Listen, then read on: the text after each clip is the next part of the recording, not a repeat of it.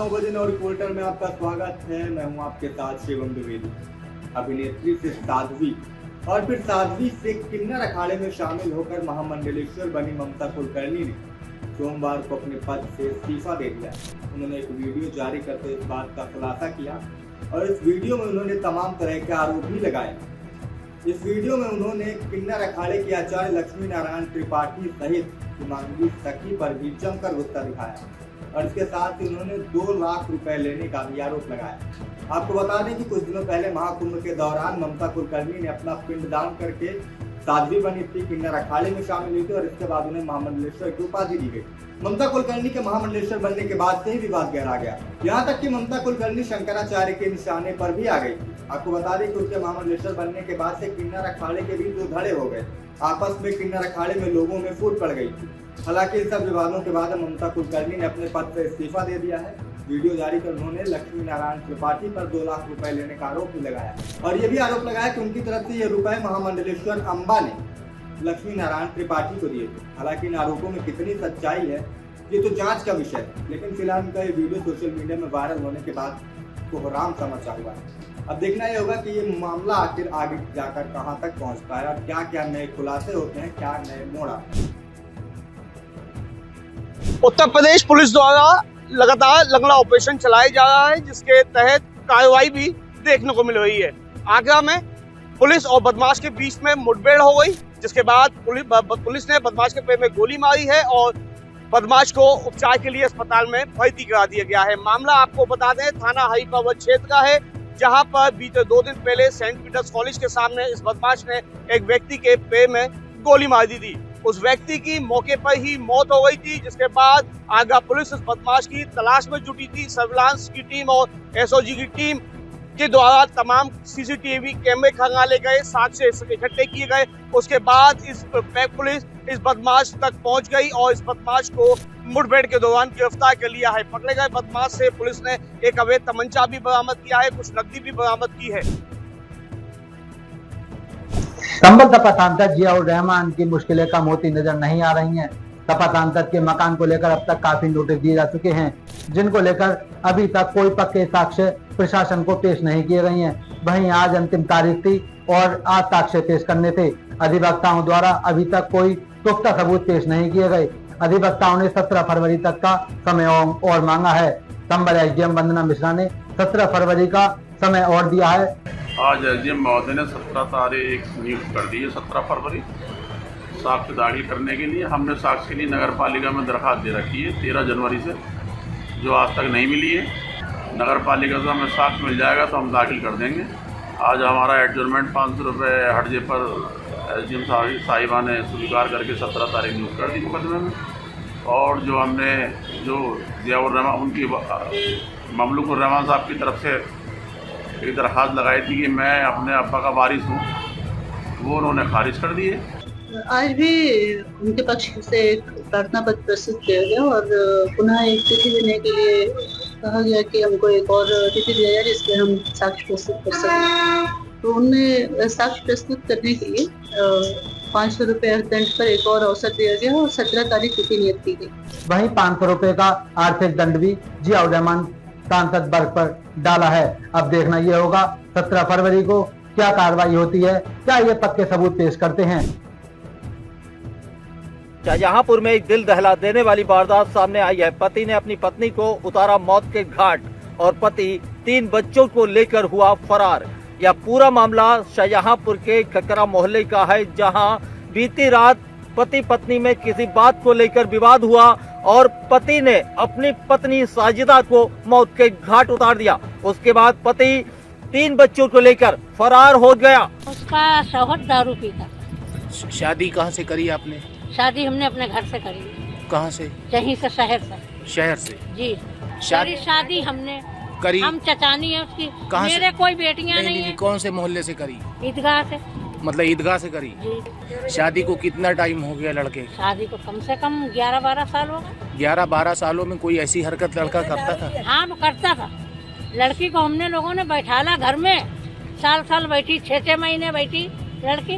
अब की वो लड़की अपने आप चली आई थी, कहने लगी मेरे बच्चे हुआ हैं, हम अपने बच्चों के पास जाते। आपको बता दे 11 साल शादी के हो चुके थे और 11 साल से पति पत्नी अपने एक दूसरे के साथ रहते थे, लेकिन आए दिन उनके बीच किसी न किसी बात पर विवाद होता रहता था। कल बीती रात पति ने अपनी पत्नी को मौत के घाट उतार दिया। आपको बता दें, पुलिस ने एफआईआर दर्ज कर ली है और आरोपी पति की तलाश में जुटी हुई है। मामला पूरा थाना खीरो क्षेत्र के अंतर्गत का है। अगर बात करें तो मिस्रखेड़ा का, मिस्रखेड़ा पे रैवली प्रशासन के बुलडोजर के ऊपर कांग्रेस का एक बड़ा प्रतिनिधिमंडल जो है आज पीड़ित के घर पहुंचा। पीड़ित श्याम बाबू ने बताया कि लेखपाल की मिलीभगत मुझे बिना किसी नोटिस के मेरा घर गिरवा दिया गया और इस पे जब ये आला कमान कांग्रेस के जो आला अगर बात करें तो नेता हैं उनके जब महकमे तक पहुंची तो एक बड़ा प्रतिनिधिमंडल जिसमें तनुज पुनिया, अगर बात करें तो बाराबंकी सांसद ये रहे और सुशील पासी बिहार महासचिव हैं ये कांग्रेस के, वो पहुंचे। जिला अध्यक्ष लोकल के कई नेता के साथ ये जो है पीड़ित के घर पहुंचे और इन्होंने जो है पीड़ित से मिला, पीड़ित को न्याय दिलाने की बात करी। 3 तारीख को लेखपाल यहाँ आए थे और ज़्यादा तेज उसमें आवाज़ से बात किया और कहने लगे ऐसे नहीं बनेगा। कैसे बने? कह लगे इसमें हमको पैसा चाहिए। हमका कितना पैसा? बोले 50,000। उनको हम पैसा नहीं देंगे क्योंकि वहाँ नया कब्जा नहीं, पुराना कब्जा है। तो बोले ऐसे नहीं बनेगा। और ये लेखपाल जहाँ पैसा पाते वहीं बनवाते। भाई डुमटाहर में तालाब में घर बनवाया वही 15 दिन पहले, उसको क्यों नहीं गिरवाया? नहीं, कोई नोटिस इसके पहले हमारे पास नहीं आई। माननीय राहुल गांधी जी और प्रियंका गांधी जी के संज्ञान में आया था, क्योंकि राहुल गांधी जी का क्षेत्र है ये, उनके संज्ञान में आया था कि एक दलित परिवार के साथ अन्याय हो रहा है। तो उन्होंने यहाँ की स्थिति जानने के लिए हम लोगों को यहाँ भेजा। स्थिति यहाँ पे ऐसी है कि 4 पीढ़ी से एक परिवार एक घर में रह रहा है। आज़ादी के पहले से यहाँ पे कब्जा है उसका, आबादी है, चारों तरफ की आबादी है। लेकिन जब वो गरीब परिवार जो है उसको अपने कच्चे मकान को पक्का कर रहा था, तब उससे एक अधिकारी ने आके 50 रुपए की घूस मांग 50,000 रुपए की घूस मांगी। वो ना देने के कारण उसके घर पे जेसीबी चलवाई गई। अगर बात करें पूरा मामला मिस्रखेड़ा थाना खीरो क्षेत्र के अंतर्गत का है और इस पे आने वाले समय में उन्होंने आश्वासन दिया कि इस पे जो है जिला प्रशासन रायबरेली से जिस तरीके से मनमानी तरीके से बुलडोजर ये चलाते नजर आ रहे हैं पूरे उत्तर प्रदेश पे, उस पर लेकर एक हमला भी बोला है कांग्रेस के बड़े नेताओं ने। महेंद्र सिंह, IBC 24 के लिए रायबरेली। लगातार सरकार जो है सड़कों को गड्ढा मुक्त बना रही, तो दूसरी तरफ हम बात करें सिद्धार्थनगर जिले का बिस्कोहर से उतरौला मार्ग जो जोड़ती है, यहाँ सड़कें पूरी तरीके से टूट गई हैं। सड़कें जो है गड्ढा मुक्त की तरह जो है गड्ढा मुक्त नहीं हो पाई, गड्ढा युक्त में तब्दील हैं।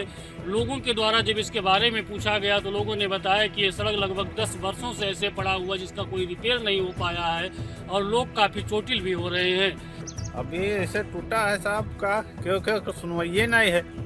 अच्छा, हाँ, सब आओ थे जांच के चले जाते हैं। बस इलेक्शन आया, बस बन गया बस। लगातार यहाँ जो है नेताओं का दौरा भी होता है। जब चुनाव का समय होता है बड़े बड़े नेताओं के वादे होते रहते हैं, इसके बावजूद भी सिर्फ वादा जो है वादा सिमट कर रह जाता है और लोगों को जो है इस रास्ते का कोई विकास होते दिखाई नहीं दे रहा है। जबकि अगर देखा जाए तो बगल में एक इंटर कॉलेज भी संचालित है जहां बच्चों को आने जाने में काफ़ी दिक्कतें होती है। अब देखना ये होगा कि इस जो है सड़कों का सही तरीके से व्यवस्था किया जाएगा या लोग यहां लगातार चोटिल होते रहेंगे।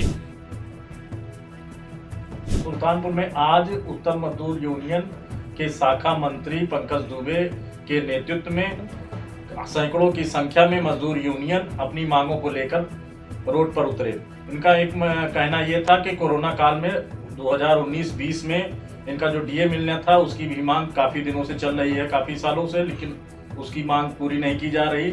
दूसरा, ओल्ड पेंशन के लिए आज तक ये बराबर धरना दे रहे हैं, लेकिन ओल्ड पेंशन को लेकर के अभी तक सरकार कोई नहीं सुनवाई कर रही है।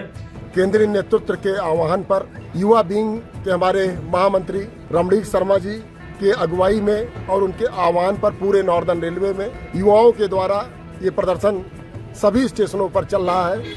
मुख्य मुद्दा जो प्रदर्शन का है, केंद्र सरकार ने यूपीएस का झुंझुना जो कर्मचारियों को पकड़ाया है, वो यूपीएस का झुंझुना कर्मचारियों को नहीं चाहिए, उनको केवल ओपीएस चाहिए।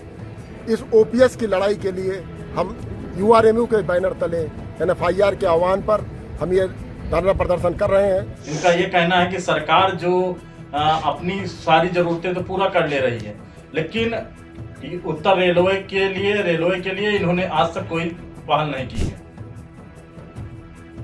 तो 9 बजे 9 रिपोर्टर में आज के लिए बस इतना ही। कल फिर होगी मुलाकात रात 9 बजे 9 बड़ी खबरों के साथ।